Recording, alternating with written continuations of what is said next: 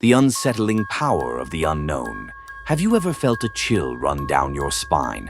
Not from a physical sensation, but from something far more psychological. Something you couldn't explain but could sense. A presence lurking just outside your conscious mind. We're about to dive into the shadows, exploring not just three disturbing, true stories, but the terrifying nature of fear itself. Each tale raises a profound question. Is it our imagination, or do we truly have reason to be afraid? Fear isn't just a response to danger. It's a complex emotion tied to our deepest insecurities. Often we fear the things we cannot explain. In today's stories, we're faced with the terrifyingly inexplicable, people whose intentions are unclear, phenomena that defy logic, and situations where the only thing we can be sure of is that something is very wrong. But these aren't just tales of terror. They hold lessons for us all about trust, paranoia, and how thin the line is between caution and outright fear. Let's begin. Story 1. Patrick, the Unwanted Demon. High school is tough for everyone, but what if your classmate wasn't just socially awkward? What if he claimed to be a demon? The storyteller introduces us to Patrick, a student who was anything but ordinary. He wasn't just a loner. He was an entity that hovered on the edge of normalcy, someone who made everyone around him uncomfortable with his blank stares and eerie behavior. Patrick told everyone he was a demon, but nobody took him seriously. Why would they? Surely it was just an odd quirk, an attempt to stand out in an unforgiving social landscape. But then strange things began to happen. Patrick had a peculiar habit. If he liked you, he'd declare you adopted. This meant, in his mind, that you were part of his protected circle, safe from whatever dark powers he claimed to possess. Most people laughed it off as harmless delusion. The narrator, however, was one of the few who had been adopted. Looking back, they believe Patrick had a crush on them, which only made his behavior all the more unsettling. One incident stands out. While hanging out with friends, the group began to tease about Patrick's crush on a girl named Gabby. They were careful not to mention his real name. After all, it had become a sort of joke that if you said it 3 times, Patrick would appear. But that night, someone slipped up, and Patrick, wielding a baseball bat, appeared out of nowhere. There was something off about the way he moved, the way he stared. The laughter that followed wasn't genuine. It was nervous, a way to mask the creeping dread that had settled in. The tension escalated further when, another time, Patrick showed up at a friend's house after they accidentally said his name 3 times. He simply stood there, explaining to the girl's mother that he had been summoned. While others laughed it off as a coincidence, the narrator couldn't shake the feeling that there was something darker at play. And then came the night of the storm. Alone at home, the narrator's new friend made a joke about Patrick, screaming his name 3 times despite their protests. Within moments, Patrick appeared outside the house, his silhouette barely visible in the downpour. The narrator's panic was real, a fear that transcended any rational explanation. The next day, they found Patrick's hoodie in their backyard, wrapped around a collection of their belongings. But just as suddenly as he appeared, Patrick disappeared. He stopped coming to school and no one ever saw him again. This story raises a powerful question. Is it possible for someone to have such a psychological hold over you that they seem to bend reality? Patrick's behavior may have been rooted in mental illness, but the effect he had on those around him was real. Fear, after all, can distort perception, making us see patterns and connections where none exist. Yet it also begs the question, what if there's more to reality than we can explain? The idea of someone claiming supernatural abilities and using them to control or terrify others is not new. But what makes this story particularly disturbing is the element of uncertainty. Was Patrick really a threat? Or was the narrator's fear what gave him power? In life, we often encounter people whose motives and behavior are difficult to understand. How we react to them, whether with fear, caution, or dismissal, can shape our entire experience. The real terror here is not Patrick himself, but the power of suggestion and how our minds can turn an ordinary person into something far more sinister. Story 2. The Snowy Road and the Silent Trap.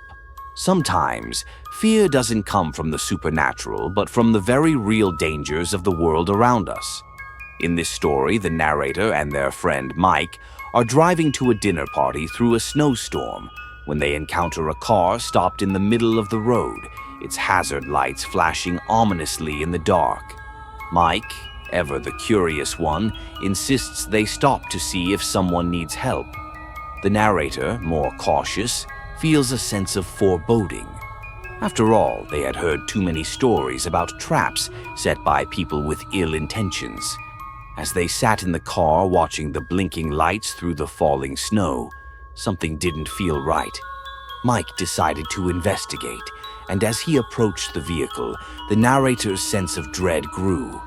They thought they saw something move in the shadows, perhaps in the trunk. Without thinking, they slammed on the horn, startling Mike and making him rush back to the car. They drove off, leaving the strange scene behind.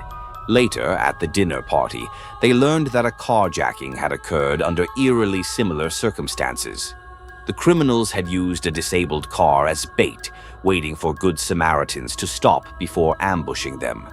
The narrator and Mike had narrowly avoided falling into the same trap. This story is a chilling reminder of the dangers of blind trust.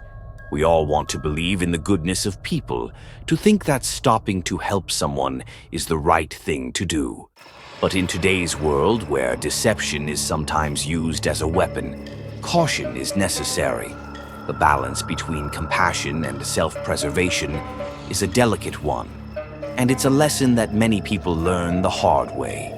We live in an age where it's increasingly difficult to know whom to trust. This story reinforces the importance of trusting your instincts. Sometimes that uneasy feeling in the pit of your stomach is there for a reason. But this isn't a call to live in fear.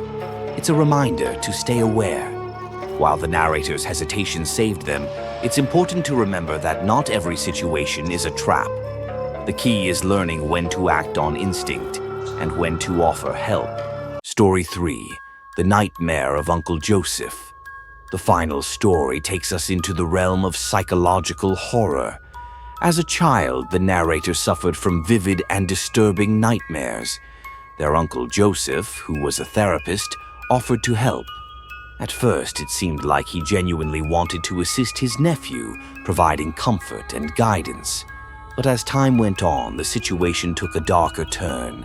Uncle Joseph's methods became increasingly strange, and the narrator began to suspect that something wasn't right.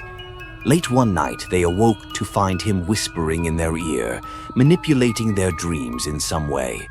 The family eventually uncovered disturbing evidence of his involvement in inducing nightmares as part of his twisted experiments, leading to his arrest. Analysis and personal insight. This story touches on a deeply unsettling theme: the betrayal of trust by someone in a position of authority. Uncle Joseph, a licensed therapist, should have been a figure of safety and guidance. Instead, he used his knowledge of the mind to harm his family member, making the horror not just about the nightmares, but the violation of trust itself. Dreams are a vulnerable part of the human experience, a space where we have little control. To have someone invade that space, especially someone you trust, is a unique kind of terror. The betrayal of trust, particularly from a family member, is one of the most profound forms of trauma. This story also speaks to the fragility of the human mind. How much control do we truly have over our thoughts and dreams? And what happens when someone tries to take that control away from us? The thin line between fear and reality. Each of these stories brings us face to face with different aspects of fear: the supernatural, the predatory, and the psychological. What ties them together is the thin line between fear and reality, between what we perceive and what is truly happening around us. In life, fear can be a powerful motivator, but it can also cloud our judgment. It can keep us safe, but it can also lead us to see danger where none exists. Understanding that balance is key. So the next time you feel a chill down your spine, remember, fear is a tool, but it's up to you how you use it. Thank you for watching today's story. I hope these chilling experiences have made you reflect on fears and trust in life. If you enjoyed this video, don't forget to hit the like button and share your thoughts in the comments below. Be sure to subscribe to my YouTube channel so you don't miss out on more engaging stories and interesting content in the future. Thank you for your support, and I look forward to seeing you in the next video.